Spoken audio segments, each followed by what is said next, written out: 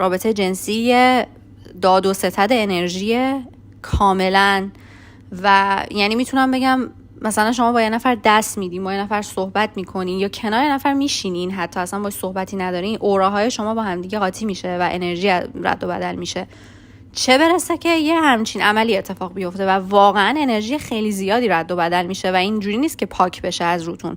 مخصوصا داخل رحم زنا میمونه این انرژی. من توی یه کتاب سرخپوستی خوندم که 7 سال طول میکشه که شما با یه فردی که رابطه جنسی داشتین و اگه تازه بعد از اون دیگه با اون فرد رابطه جنسی نداشته باشین، هرگز اگه بعد از اون نداشته باشین، 7 سال طول میکشه که انرژی این فرد از رحم شما پاک بشه. و خب رحم جاییه که بچه ازش به وجود میاد، جاییه که آفرینش به وجود میاد. دیگه بالاتر از آفرینش یک انسان چی میتونه باشه؟ یعنی میخوام بهتون بگم که ما زنها عادت کردیم، یادمون رفته، برامون